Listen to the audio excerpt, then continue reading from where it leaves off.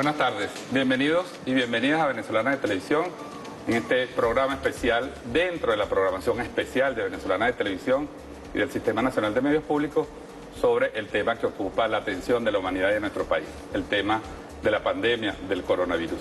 Durante la próxima hora vamos a estar conversando con el doctor Luis Herrera, médico especialista en genética molecular de la República de Cuba, uno de los especialistas que está asesorando al gobierno venezolano en el diseño de las políticas públicas, de las medidas de prevención y control, de acuerdo a los dictados del presidente Nicolás Maduro y de la Comisión Nacional para el Control y Prevención del Coronavirus que dirige la vicepresidenta de la República. Así que vamos a estar recordando un poquito cómo nació esto, cómo ha aparecido este fenómeno en nuestro país, qué medidas se están implementando, por qué son importantes acatar las instrucciones, las medidas que están dictando las autoridades sanitarias y las autoridades de seguridad del país, para evitar que Venezuela sea víctima de los dramáticos casos que estamos viendo en el mundo. Así que durante la próxima hora vamos a estar entonces conversando. Yo quiero darle la bienvenida al doctor Luis Herrera y agradecerle pues también, como ya le ha dicho, todo el pueblo venezolano, su dedicación, su apoyo y el trabajo que está haciendo la Delegación Médica de Cuba en Venezuela. Buenas tardes. Muchas gracias, buenas tardes. Doctor, los últimos días se han acelerado las cosas en términos de esta pandemia en el mundo y bueno, por supuesto, es inevitable que esto llegara a nuestro país. Ya lo había dicho el presidente de la República, Nicolás Maduro, cuando el 13 de marzo decretó el estado de alarma nacional, dictó una medida que en su momento generó algún ruido, tanto en Venezuela como fuera de Venezuela, de una cuarentena general, de una cuarentena social preventiva para evitar el contagio, para evitar la expansión del contagio. Sin embargo, hoy estamos ya en pleno desarrollo de esa pandemia en el mundo. Vemos cosas terribles que están pasando en Italia, en España y en los propios Estados Unidos ya, habiendo China superado en buena parte esta situación. ¿Cómo está la situación hoy en el mundo a esta hora, en este momento, con el desarrollo de esta pandemia? Bueno, como usted bien decía, esta pandemia se origina, como sabemos, en China. Es el producto de un fenómeno por el cual un virus de procedencia animal, en este caso de un murciélago, se multiplica en un hombre, en una persona, un Homo sapiens, y esa multiplicación motiva la aparición de un virus de carácter patógeno para el hombre, cosa que puede no haber sido a lo mejor para el murciélago, pero sí lo es para el hombre. Este tipo de fenómeno es un fenómeno conocido hace bastantes años, en el sentido de que todas las influencias y todo un conjunto de otras patologías que han surgido y que surgen de una forma periódica a nivel mundial, han surgido de esta forma, ya sea de camello, como fue lo que ocurrió anteriormente en Qatar, o el que ocurrió de la famosa H1N1, o la famosa gripe española que motivó tremenda cantidad de muertos y de personas que fueron dañadas por ella. Y normalmente esto origina todo un fenómeno que tiene consecuencias de tipo global.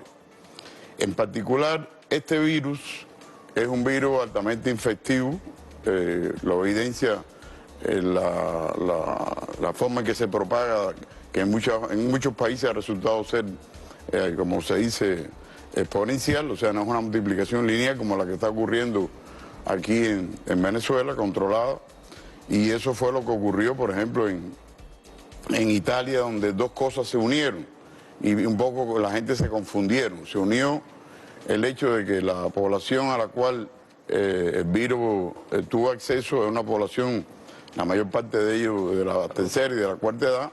El virus es particularmente agresivo en las personas de la tercera y la cuarta edad. En el caso de los jóvenes que tienen condiciones adecuadas desde un punto de vista inmunológico y los niños, en el caso de los jóvenes prácticamente lo que padecen es un catarro, la gran mayoría, y los niños muchas veces ni síntomas tienen, o sea, resultan asintomáticos aunque estén infectados.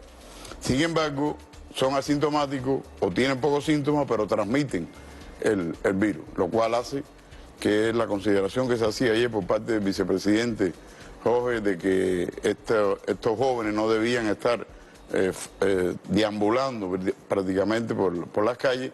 Es muy correcto, porque aunque ellos no tengan o no tengan la enfermedad, pueden tener el virus y pueden ser una fuente de propagación. Y eso es una cosa negativa. Yo pienso que las medidas que se han tomado en el hermano pueblo de Venezuela son medidas muy correctas que pueden haber motivado, diríamos, el malestar de cualquier persona, porque en realidad son medidas que constituyen un elemento de malestar, porque tienen que permanecer en las casas, no puede haber eventos de carácter social, en los eventos deportivos mismos se suprimen, entonces todo eso va en contra. La afectación a la economía. La afectación a la economía, la movilidad, y el hombre ya se acostumbró a todo un conjunto de posibilidades de intercambio, hasta el saludo, etcétera, sobre todo nosotros los latinos, ha tenido que modificarse. Esos cambios de conducta son por lo general muy molestos, pero en este caso eran y son totalmente necesarios.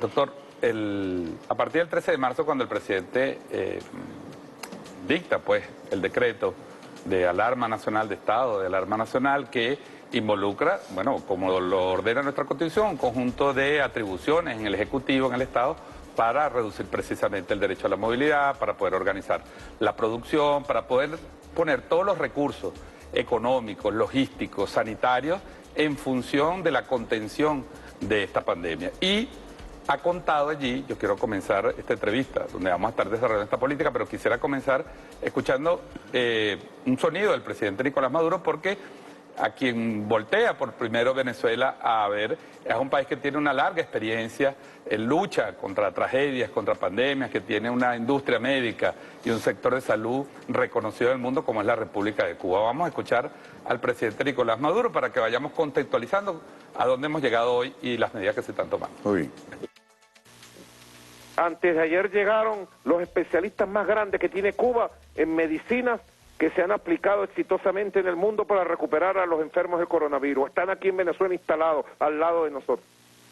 Así que con la ayuda del mundo, la ayuda humanitaria especial, verdadera, sin condicionamiento, avanzaremos con pasión, con amor y con humor. ¡Que viva el pueblo de Venezuela! Bueno, escuchamos ahí, doctor, usted es el creador del interferón, del equipo médico que desarrolló en Cuba el interferón alfa 2B, que está reconocido hoy como uno de los principales tratamientos, de la principal alternativa de tratamiento para los afectados por el coronavirus. A partir de esas investigaciones, ¿cómo ha sido el despliegue de Cuba, no solo en Venezuela, sino en el mundo, para atender esto? Porque cuando en un país como Venezuela, donde existe un debate político muy intenso, cada vez que se habla de la salud en Cuba, se tiende a distorsionar, se tiende a manipular como una suerte de interferencia en la vida nacional. Hoy vemos que Cuba está siendo requerido por muchos países del mundo para que apoyen las políticas de contención del coronavirus. Bueno, mire, el interferón es una molécula que existe en la naturaleza y fue estudiada en la década de los años 60 y 70. Quiero decir, el interferón natural. Estas moléculas, el cuerpo las crea, las sintetiza, con el fin de generar todo, se le llama linfoquina, porque actúan por intermedio de ellas, que ocurren otros fenómenos dentro de la célula. Estas moléculas naturales, por ejemplo, la obtención del interferón natural fue algo que se realizó en Cuba a partir del año 1980, cuando después de visitar un médico famoso norteamericano, Lee Clark, a Cuba y hablar con el comandante, le aconsejó la alternativa de producir interferón. Y le dijo que en un lugar donde se producía interferón era en Helsinki, en Finlandia. Un grupo de cubanos fueron a ese laboratorio y aprendieron a producir interferón. En poco tiempo, al mes y medio, ya se lograba producir el interferón en Cuba y se empleó en una de las epidemias que existió en Cuba, del dengue, que tuvo un origen un poco raro, ese tipo de epidemia. A partir de ese momento, el comandante se percata de que esta molécula realmente podía constituir un modelo de desarrollo y entonces se incorpora no solo la producción del interferón por la vía natural, sino que se diseña y se estructura un grupo de trabajo para lograr la producción por la vía del DNA recombinante. DNA recombinante ya los japoneses habían logrado obtener, hay tres tipos de interferón: el interferón tipo 1, que es el beta, que se llama, el interferón tipo 2, que hay unos 12, 14 moléculas diferentes, muy cercanas entre ellas, pero diferentes, que es el interferón tipo alfa, que es el tipo 2, y el tipo 3, que es el gamma interferón. Entonces nosotros empezamos inicialmente con el interferón beta, que fue el que clonamos, pero el interés fundamental era el alfa. El alfa se clona por primera vez en la familia de los alfa por parte de un grupo en California que se llama Genentech, que es una de las compañías pioneras de la ingeniería genética a nivel mundial, y un año después nosotros logramos hacer con metodologías algunas parecidas y otras diferentes, la clonación y la producción de interferón recombinante en grandes cantidades. Esto permitió el uso del producto en algunas patologías, como era el caso de la hepatitis C, en el caso de la hepatitis B, en el caso de las leucemias, sobre todo la leucemia mieloide crónica, la leucemia de células peludas, y este producto tuvo resultados, sin lugar a dudas, positivos, y tiene un elemento que lo hace importante tenerlo como un arsenal terapéutico, y es que es un producto de carácter, diríamos, no específico con la patología, pero es de carácter general y actúa en los mecanismos generales de la célula, de protección de la célula ante la acción de agentes de tipo patógeno, como es el caso de este virus. Ahora, existe un desarrollo a nivel de Cuba en lo que usted decía de la biotecnología, que en realidad no es un desarrollo diríamos fácilmente cuestionable, porque es reconocido por todos los países, incluidos los propios Estados Unidos. O sea, en este momento se ensaya, por ejemplo, en Nueva York, un ensayo clínico contra un determinado tipo de cáncer, que el producto que se usa para ese ensayo es un producto cubano, y fue aprobado por las entidades oficiales de Estados Unidos, la FDA, ¿no? Y por el FDA para poder hacer este ensayo clínico. O sea, que estamos hablando, cuando hablamos de interferón, estamos hablando...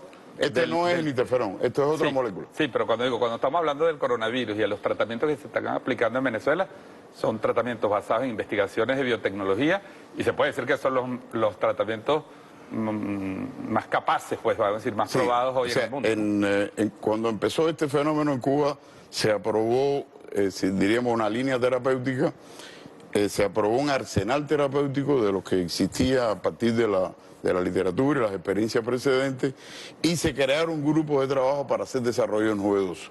Entre ellos, grupos de trabajo para hacer desarrollos novedosos en terapéutica y también en prevención.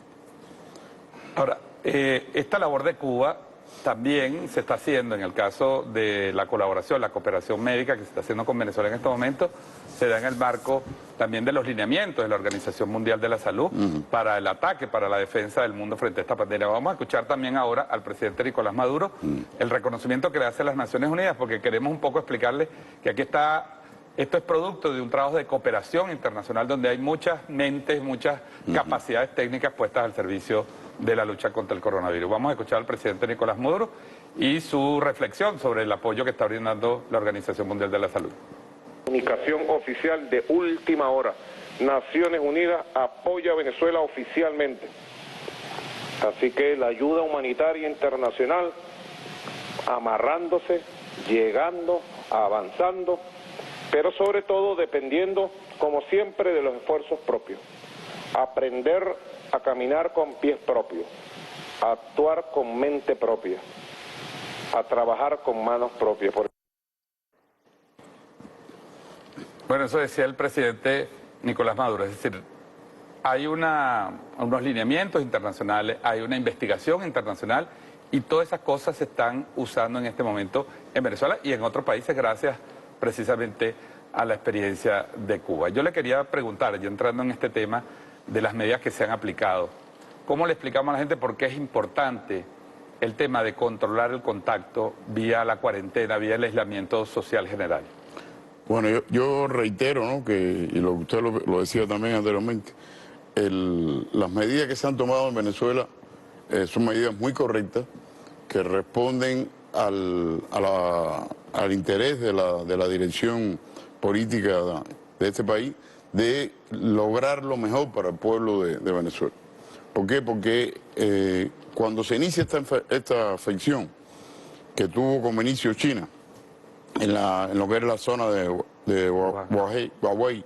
Esta afección no tenía una solución, ni tenía una definición de cuál iba a ser la terapéutica, ni tenía una prevención definida, porque no existe todavía una vacuna aprobada. Existen candidatos de vacunas que pueden o no dar resultados. En general, en los desarrollos novedosos, prácticamente solo un 5, un 6% de los desarrollos tiene éxito, porque es muy difícil lograr un producto que sea efectivo, que sea inocuo y que permita tener un resultado, diríamos, final. Por lo tanto, lo único que había, y fue eso lo que hizo, y lo único que hay hasta ahora, de una forma fehacientemente demostrada, es la de prevenir el contagio y de evitar el colapso del sistema de salud, que fue lo que ocurrió en países desarrollados y con más posibilidades en el plano financiero y económico, como es el caso de Italia, como es el caso de España, como está ocurriendo ahora mismo en Estados Unidos. Un colapso del sistema de salud sí hubiera sido una cosa desastrosa,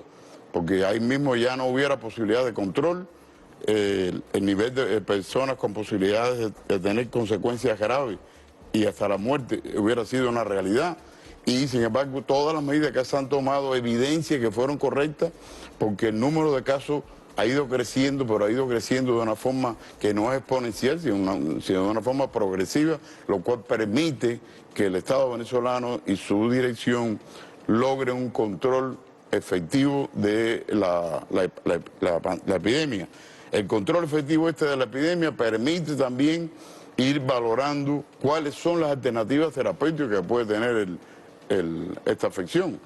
Se empieza con el arsenal que teníamos y bueno, uno está al tanto, que es lo que está ocurriendo en el comando que está dirigiendo toda la operación, de lo que ocurre a nivel mundial. Ahora acaban de reportar recientemente de que hay una combinación de dos medicamentos, que es la cloroquina y la citromicina, que tienen un alto nivel de eficacia. Eso habrá que ensayarlo y evidenciar que en el contexto de aquí de Venezuela y de nuestros pueblos, también se obtiene el mismo resultado que se obtuvo en China, que se obtuvo en Francia y que se obtuvo en Australia. Si estos resultados se repiten, sería algo muy positivo, porque aunque tengamos ya una alternativa terapéutica, tener dos alternativas terapéuticas es mucho mejor que tener una alternativa terapéutica. Uno de los problemas más graves que existe en este momento es el de la resistencia de las bacterias a los antibióticos. Igual ocurre con los virus, que van mutando, ¿no? Van mutando debido a la replicación del material genético. Es una fuente de error, pero esa fuente de error es la base de la evolución, porque si no hubiera habido error y hubiera sido siempre el mismo el genoma que se multiplicaba, no había chance de que apareciera un nuevo tipo de especie. O sea, el error de la replicación es el elemento molecular de base que permite que existan nuevos individuos con características diferentes, que son seleccionados en un contexto, son seleccionados debido a alguna característica que el ambiente propicia, ¿no? Esa es la famosa teoría de Darwin, que todo el mundo conoce, pero que no hay que confundir. No es el agente seleccionante el que crea la mutación. La mutación existe previa al agente seleccionante. Lo único que hace el agente seleccionante es seleccionar el evento que le resulta más adecuado para esas condiciones. Esa confusión que muchas veces la gente tiene fue esclarecida hace años ya por un grupo de científicos, y es que el evento ocurre antes de la selección. O sea, no es la selección la que motiva que ocurre el evento. Claro. Vamos a hacer una pausa, doctor. En este programa especial de Venezolana de Televisión, donde estamos analizando algunos elementos con el creador del interferón, el principal tratamiento que se está aplicando hoy en el mundo para el tratamiento de personas afectadas por coronavirus. Vamos a seguir hablando de estos temas, de la necesidad de cortar la cadena de transmisión, que es uno de los objetivos estratégicos planteados por el presidente Nicolás Maduro, y los invitamos a que se mantengan después de la pausa aquí en Venezolana de Televisión. Ya regresamos.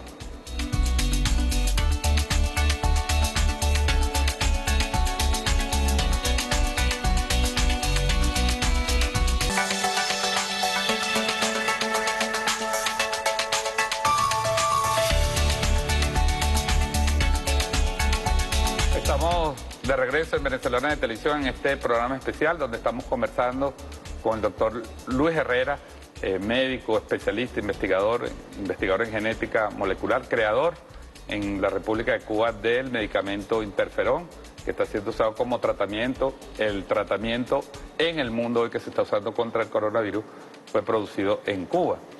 Doctor, aunque usted es un científico y la idea de este programa es que hablemos un poquito de la ciencia, quisiera aprovechar precisamente su conocimiento de ciencia, porque ha habido una campaña con el tema del coronavirus o el COVID-2019. La Organización Mundial de la Salud lo declaró como el COVID-19, le dio un nombre técnico para identificarlo. Evidentemente el coronavirus es el nombre popular, vamos a decir comunicacional, pero en los últimos días hemos visto una campaña, particularmente desde Estados Unidos, para llamarlo el virus chino. Cuando usted decía hace unos minutos un tema que está en investigación, ¿cómo se puede acusar a un país de haber creado un virus con esa campaña que tiene una dosis de racismo, que tiene una carga también de xenofobia contra la República Popular de China, que además está dando aportes hoy a muchos países del mundo en equipos médicos, en tratamientos, en verter su propia experiencia para combatir este virus? ¿Se puede decir de verdad o está en investigación sobre este virus? ¿Qué se puede esperar de esta investigación? A ver, el hecho de que se haga este tipo de declaraciones es un alto grado de irresponsabilidad y de falta de todo tipo de ética, porque no tiene ningún sentido lo que se está diciendo. O sea, ¿cómo va los chinos a inventar un virus, que ese mismo virus ataque a la población y produzca miles de muertes? Esas son cosas que solamente una mente como la de este señor que ocupa la presidencia de los Estados Unidos se le puede ocurrir, o los grupos que están alrededor de él. Eso no tiene ningún sentido, absolutamente. En primer lugar, no responde a la política de China, no responde a ninguno de los elementos éticos de los países que se respetan a ellos mismos y respetan a los otros. Eso son posiciones y totalmente fuera de sentido y no tiene lógica. Es un poco como lo que decía uno de los aspirantes a la presidencia, que cuando él proponía una política de tipo de salud más adecuada, menos mercantilista, entonces lo acusaban de comunista. Y él mismo decía, eso no tiene nada de comunismo, si eso lo hacen los suizos, lo hacen los suecos, lo hacen prácticamente todos los escandinavos, y sin embargo nadie acusa a esa gente de comunista, lo hacen los australianos. Pero es que hay grupos ahí tan reaccionarios que realmente toman posiciones que resultan irracionales y no tienen base científica, ¿no? Tienen ninguna ¿Hay alguna base investigación científica que pruebe pero que aparte ese virus... de la base científica, ¿qué elemento de racionalidad puede tener que un país cree un patógeno y entonces ese patógeno lo primero que haga es afectar a su propia población y no tenga control sobre el mismo? Eso es una cosa que no tiene ningún tipo de lógica. Ahora fíjese, doctor, le traigo el caso de China, porque China está dando un apoyo. Primero desarrolló todo un trabajo, una investigación, ha producido un texto que se está difundiendo al mundo. Ayer el presidente anoche, no sé si tenemos la imagen, la podemos buscar ahí del libro de los 101 consejos sobre la base de la experiencia de cómo fue tratado el caso en la provincia de Hubei, en la ciudad de Wuhan. Y también China está, además ayudando a Italia, España, otros países, está ayudando a Venezuela. Yo quisiera que escucháramos a la vicepresidenta ejecutiva de la República, Delcy Rodríguez, y presidenta de la Comisión Nacional de Prevención y Control del Coronavirus, haciendo el agradecimiento en nombre del pueblo venezolano a la colaboración y cooperación que estamos recibiendo de parte de la República Popular de China. Queremos desde el alma de Venezuela agradecer a la República Popular China, a su presidente Xi Jinping, a su gobierno y a su pueblo por esta generosidad, por esta muestra de afecto, amistad y cooperación entre nuestros países. Mientras vemos voces aisladas en el mundo que reflejan la miseria, que pretenden tomar esta pandemia global en una agenda política discriminatoria, selectiva, criminal contra el pueblo venezolano, vemos también estas muestras que representan el espíritu que debe impregnar a la humanidad entera. Bueno, ahí está, ¿no? Los hechos hablan, ¿no? También se ha debatido mucho en estos días sobre el apoyo que están dando China, Cuba, países como Rusia, también está ofreciendo apoyo médico a las naciones que estén afectadas por este virus. ¿Qué rol juega la cooperación técnica en materia médica, sanitaria y en materia de investigación para poder lidiar con un fenómeno nuevo que sorprendió al mundo, doctor? A ver, mire, Cuba tiene una política desde hace muchos años y se hizo más extensiva cuando el famoso ciclón que atacó a Centroamérica, ¿no? Que fue cuando un grupo grande se creó la famosa Escuela de Medicina Latinoamericana y se enviaron delegaciones a diferentes países con el fin de poder ayudar a la recuperación de esos países. Esa política responde a una concepción que se tiene en nuestro país de colaboración. O sea, nosotros no tenemos las posibilidades económicas que tienen otros países y donde nosotros logramos identificar una alternativa de trabajo conjunto con otros países fue en la esfera de la salud. Cuba ha llegado a tener en términos de colaboración médica más médicos que prácticamente la propia Organización Mundial. En términos de colaboración, Cuba ha tenido colaboración en países como Qatar, prácticamente en todos los países africanos, de África subsahariana, en los países también del norte de África, tiene ya trabajo de colaboración médica con países desarrollados. O sea, Cuba ha hecho de la colaboración médica una de sus políticas fundamentales en términos de trabajo conjunto con otros países. Con la República Bolivariana de Venezuela, la colaboración médica ha sido muy profunda debido a ese trabajo. Yo he estado aquí en Venezuela en muchas ocasiones en años anteriores y yo pienso que es algo muy positivo y les molesta a alguna gente reaccionarias y totalmente contrarias a la revolución venezolana y cubana que existe esa colaboración. Pero es una cosa que los dos países aceptan, admiten y reconocen y es un elemento positivo en el cual Venezuela también ha contribuido creando y formando médicos aquí de otros países en Venezuela. Y yo creo que eso es algo que todo lo contrario, es un elemento de los que demuestra que nuestros países son capaces de aportar al esfuerzo internacional. Por otra parte, el elemento de China es como si fuera una expresión de impotencia de países industrializados ante el fenómeno chino. Ahora, hace 2 días se quejaban en Europa de qué iba a pasar ahora, porque entonces si hay una gran dependencia de los medicamentos que se originaban a nivel mundial eran producidos en China. O sea, lo que se llama en la industria farmacéutica el ingrediente farmacéutico activo era producido en China y solamente ellos lo que hacían era llevar las etapas finales de la producción. Y esto no era con países cualquiera, estamos hablando de los países más desarrollados que tiene lo que se llama la Unión Europea.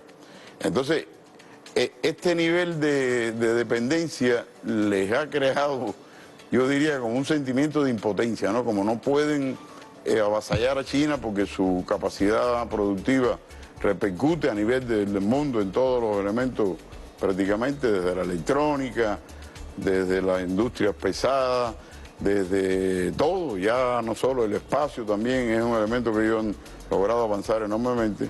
Entonces, bueno, se sienten como, no sé cuál es el sentimiento, porque para nosotros es un elemento positivo el que sea China el que tenga esa posibilidad, porque si la tuvieran en este caso Estados Unidos, otros países, lo más probable es que no pudiéramos tener los intercambios que tenemos en este momento. Me dice que ahí tenemos ahí para ver nuevamente la portada del libro que recomendó ayer leer el presidente Nicolás Maduro, aunque la portada está en inglés, ya el libro está traducido y en las cuentas en internet, si la podemos buscar ahí, del presidente de la República, de la presidencia de la República, y muchas cuentas en redes sociales hoy ya tienen ese libro para descargárselo. Estamos en cuarentena, ¿verdad? Así que la podemos leer con calma, en familia. Seguramente hay explicaciones científicas, hay explicaciones técnicas. Está muy bueno el libro. Es un extraordinario libro para entender el problema, porque fíjese, doctor, hemos estado diciendo en los últimos días, en programas, en análisis que se han estado haciendo, el miedo, la incertidumbre, el pánico se propaga más rápido que el virus. Y la única forma que parece ser, el interferón de eso parece ser buena información, información científica, información validada. No todos los mensajes que pasan en las redes son verdad, no todas las técnicas que a veces se dicen se deben usar. Y entonces creo yo que este trabajo, producido también en China sobre la base de la experiencia, de su propia realidad y de sus propias incluso muertes, sus propios casos problemáticos que han tenido, han brindado al mundo una herramienta para mejorar. Para combatir. Mucha gente se pregunta, doctor, ¿por qué es tan necesaria? Y nosotros decimos que no es suficiente repetirlo. ¿Por qué es necesaria para cortar la propagación que la gente esté en su casa? Hoy el vicepresidente de Comunicación y Cultura, Jorge Rodríguez, actualizaba las cifras en Venezuela, estamos en 70 casos, 2 casos graves, 15 casos recuperados, todos bajo control sanitario, y daba una relación sobre la progresión del contagio si la gente respeta o no respeta la cuarentena. ¿Por qué es tan importante que se respete para evitar que esa cadena expansiva y la naturaleza infecciosa del virus se siga expandiendo? El desarrollo de la industria farmacéutica es muy posible que logre resultados como estos que se están anunciando recientemente, que parece que fueron publicados en Science, según me informa un colega cubano que leyó el trabajo. Bueno, pueden ser un elemento muy positivo, pero si no existe un control de la transmisión del virus y se va totalmente de las capacidades de respuesta de un sistema de salud, entonces ya ahí se cae en una situación como la que ocurrió en Italia, como la que ocurrió en España. Y en los primeros días en Wuhan, entiendo. Y en los primeros días en Wuhan. Es una suerte de colapso del sistema. Exactamente, un colapso del sistema, porque el sistema es totalmente sobrepasado por los niveles de personas infectadas, y bueno, empieza a aparecer la muerte. Entonces, ya no es solo que se padezca de un catarro, que es más o menos molesto, etcétera, sino que hay consecuencias que son realmente drásticas, ¿no? Entonces, eso es lo que las autoridades venezolanas han hecho, tratar de hacer entender, y han hecho de ello una política muy sistemática, profunda y seria para evitar que esto ocurra en este país, porque no debe ocurrir, teniendo en cuenta que este es un país que tiene un sistema de salud que responde a una política y que responde a una política de los intereses de la población. Y volviendo al tema de la investigación y sobre el caso Wuhan, mucha gente que está en cuarentena, y es lógico, y sobre todo cuando es una cuarentena generalizada, usted lo decía, ¿no? La incomodidad, la falta de vida social que se genera. Se generan otras cosas positivas, ciertamente, ¿no? El encuentro entre la familia, etcétera. Pero, digamos, mucha gente se pregunta, ¿cuánto puede durar esto? Hay una pregunta que recorre el mundo, ¿cuánto va a durar esto? ¿Hasta dónde puede llegar esto?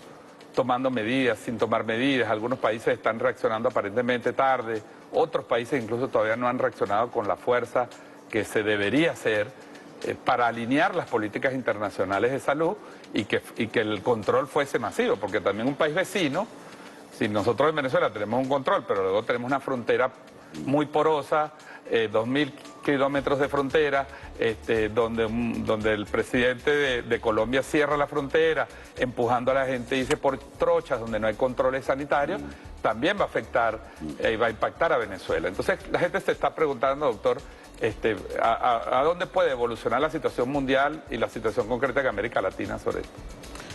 A ver, la situación son dos cosas, yo pienso que son diferentes, ¿no? El que exista o no exista una solución preventiva o terapéutica para este tipo de afección es algo que determina la incertidumbre que usted está señalando. Eso es cierto, o sea, la incertidumbre de hasta dónde vamos a estar en esta situación y cuándo es que tendremos la solución del problema va a depender de mucho del desarrollo científico-técnico, de que sea capaz de encontrar alternativas efectivas en alto grado y que no sean, diríamos, de grandes efectos colaterales. Si esas alternativas se hacen efectivas, se demuestran, y en las condiciones de Venezuela, en las condiciones de Cuba, que no son necesariamente las mismas que las de China, porque por ejemplo los chinos, todo indica que tienen un mayor número de receptores para el virus que lo que tienen las poblaciones que no son ¿Cuándo se refiere asiáticas. A receptores? Sí, doctor, exactamente. El virus tiene que reconocer una estructura a nivel de la superficie de la célula. A eso le llaman receptor. El virus, o sea, esos receptores normalmente no existen para ese virus, porque ese virus no existía. Entonces, el virus, al ser un parásito, él va a ver qué mecanismos de la célula le resultan más apropiados para su multiplicación. Diríamos, el sueño de todo virus es multiplicarse, claro, porque si no se multiplica, deja de existir. Claro. Entonces, eso es un poco romántico, es decir, el sueño, ¿no? Pero es como lo de la bacteria. Entonces, si el virus no encuentra un mecanismo por el cual penetrar a la célula, no puede multiplicarse, porque él no tiene mecanismo de multiplicación. Él no tiene los sistemas para desarrollar su programa. Y para reproducirse en sí mismo. Para reproducirse en sí mismo, él necesita de emplear los sistemas que tiene la célula. Para eso primero tiene que entrar y después ser capaz de utilizar todos los mecanismos de replicación y de otro tipo que tiene la célula, y él se ensambla como virus y contiene el ácido nucleico. Los virus que son de tipo RNA, por lo general, no conducen a una enfermedad que se perpetúe, como es el caso, por ejemplo, de la hepatitis B, que es un virus ADNA. Al ser un virus ADNA se puede integrar dentro del genoma del individuo y dura prácticamente todo el tiempo posible hasta que lo mata prácticamente, que es el caso de la hepatitis B, que es la enfermedad viral que más personas mata todos los años. Mata 1 millón de personas todos los años, la hepatitis B. El otro virus, hay virus que son RNA, pero sin embargo, por lo que se llama la reverso transcriptasa, se convierten en DNA en un periodo de su multiplicación. Y entonces se integran como DNA. Y ese virus sí también puede tener esta propiedad. Este es un virus RNA de cadena que se llama positiva, porque es la cadena que codifica, y él prácticamente no tiene la posibilidad de perpetuarse dentro de la célula. O sea, él infecta, si infecta puede matar, o después de multiplicarse crea un mecanismo de resistencia propio que el organismo tiene, y es cuando se producen las dos curvas, la curva que incrementa el número de personas infectadas, pero la curva que decrece en las personas que se hacen susceptibles al virus, que fue lo que pasó en Wuhan. Llegó un momento que cuando hicieron el cierre de Wuhan, todas las personas que estaban ahí llegaron y se agotaron los susceptibles, y el virus ya no tenía con quién multiplicarse. Y al no tener con quién multiplicarse, él desaparece. Pero si en este periodo del proceso que se explica, de la complejidad de un país como Venezuela, que tiene tantas fronteras y que son porosas, como usted explicaba, si nosotros no logramos mantener el control de la enfermedad hasta que aparezca una alternativa, habrá que prolongarla. Aparentemente la alternativa va a existir, o existirá dentro de 4 meses como vacuna, o existirá como terapéutica dentro de un tiempo más corto, y debe lograrse entonces solucionar el problema. Pero mientras tienen que mantener el nivel de efectividad más controlado, de lo contrario colapsa el sistema. Bueno, vamos a hacer una pausa y vemos esa imagen de la curva que me están diciendo allá arriba en producción al regreso, doctor, y en la parte final. Ahí tenemos una de las curvas que se están divulgando, ¿no? Esta particularmente la vimos en redes sociales, es una curva en relación a los fallecimientos de los principales países afectados. Y ahí vemos como China, la base de abajo, el eje de las X es los días, los tiempos, y por supuesto el eje de las Y son los casos, ¿no? Entonces vemos cómo la curva de China fue de alguna manera suavizándose, y cuando empezó, aquí no se ve el resto de la curva cuando empieza a caer. Pero vemos con preocupación como los casos de Italia, que dice que se está incrementando a un 33%, una tasa de 33% diaria en los casos de contagio y de fallecimiento, y en el caso de España, es decir, y en el caso incluso de, dice UK, es el Reino Unido, United Kingdom. Vemos con preocupación que ese tipo de fenómenos nos dicen que se pudiera llegar a situaciones peores que la que tiene hoy Italia, y por supuesto ya mucho peores que las que atravesó China. De tal manera que se trata de fenómenos que hay que estudiar con información científica. Vamos a hacer una pausa y en la parte final, doctor, yo quisiera una reflexión, usted como científico, como hombre de ciencia, pero también como una persona, un ser humano que trabaja en un sistema, en un modelo de salud, que de alguna manera está en el fondo de la discusión. ¿Cuál es el modelo de salud para el mundo? Hoy pareciera que una pandemia es incapaz de tratarse mediante un mecanismo de salud privatizado, excluyente, que no es universal, que no le da acceso a los pobres, y se enfrenta precisamente ese sistema, que es el dominante en la mayor parte de los países del mundo, a un fenómeno que no puede tratar si no tiene una concepción social, una acción humanitaria incluyente como los sistemas de salud de los países que tienen estos sistemas sociales. Así que ya regresamos para la última parte de este programa especial con el doctor Luis Herrera, creador del Interferón, en este análisis de los aspectos científicos, pero también sociales y humanos de esta pandemia del coronavirus. Ya volvemos a Venezolana de Televisión.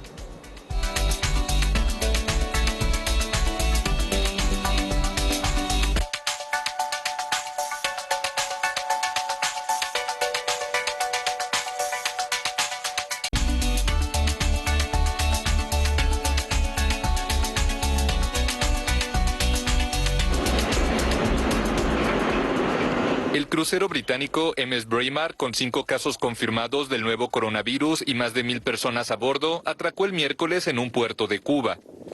El barco, con 52 personas en aislamiento, incluidos los 5 casos de COVID-19, tocó tierra en el puerto de la zona industrial de Mariel, 45 kilómetros al oeste de La Habana.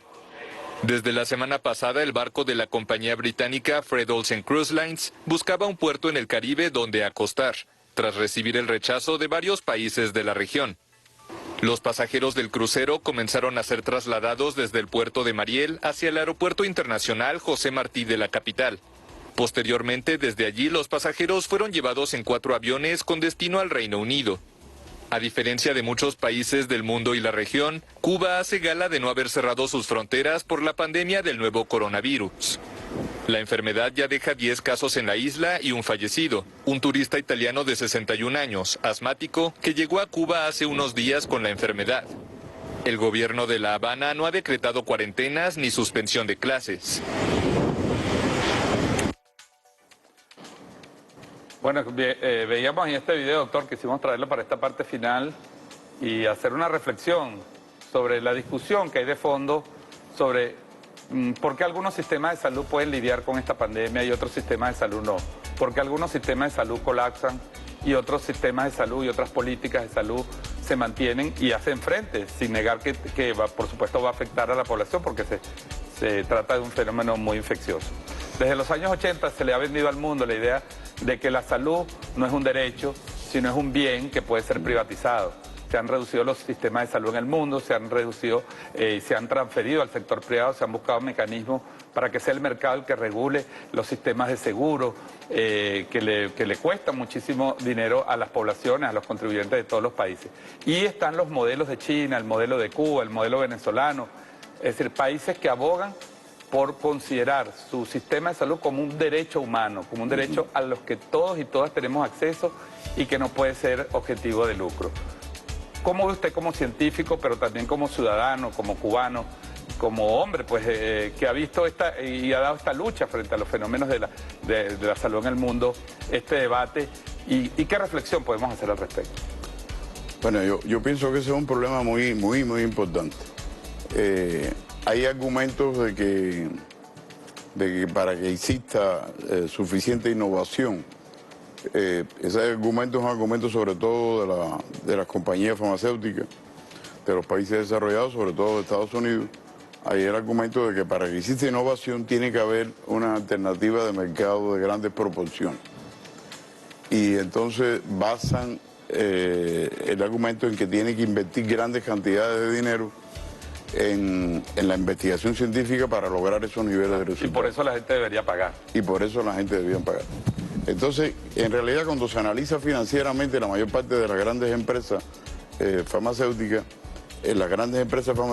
invierten sobre todo en el desarrollo comercial de los productos. O sea, la gran industria farmacéutica hace ya un número bastante importante de años, no es la que lleva las investigaciones, diríamos, de mayor nivel innovativo, de mayor nivel de riesgo, sino que en el desarrollo de la industria, de la innovación, hay dos grupos de resultados. Yo no quiero complicarlo, pero es importante entenderlo. Hay una cosa que los americanos llaman disruption science, que es el descubrimiento totalmente original, que es el disruption, rompe completo con el marco del conocimiento hasta ese momento. Y está el que después que uno hace o tiene ese disruption science, desarrolla innovaciones que ellas en sí constituyen cada una elementos novedosos y generan propiedad intelectual. Este componente del desarrollo innovativo en sus fases iniciales, que es donde más riesgo tiene, y solamente un % bajo logra resultados, no la está llevando a cabo en este momento la industria, las grandes corporaciones farmacéuticas, sino que están ocurriendo alrededor de las universidades, en las llamadas start-up, o sea, pequeñas compañías que con capital de riesgo logran llevar elementos innovativos hasta una alternativa que le resulta atractiva a la gran industria. La gran industria adquiere esos activos, ya sea como licencia o los adquiere por lo que se llama un acquisition, o sea, lo adquiere completamente y lo hace propio y dueño de ellos. Ese es el ejemplo del medicamento empleado para el tratamiento de la hepatitis C, que fue adquirido por $5.000 millones. Entonces, la justificación de todo eso no puede ser el de justificarla sobre la base de que tiene que haber un mercado que le dé la alternativa de ganancia. Tiene que ser en una acción conjunta de investigación y de una medicina dirigida a los intereses de la población. De lo contrario, realmente... En el fondo el debate es un derecho o es un negocio. Es un derecho que tiene la población. Sin duda alguna. Bueno, doctor, yo quisiera de verdad agradecerle las gracias. Primero, en nombre del pueblo de Venezuela, ratificarle el agradecimiento a usted, a toda la delegación médica de Cuba que está en Venezuela y que está en muchos países. Cuba, decíamos por ahí en las redes sociales hace unos días también, Cuba es humanidad. Hoy está enviando médicos, tratamientos, su experiencia a muchos países que hoy están viendo colapsados sus servicios médicos, y creo que eso demuestra pues dónde está la verdad en materia de salud.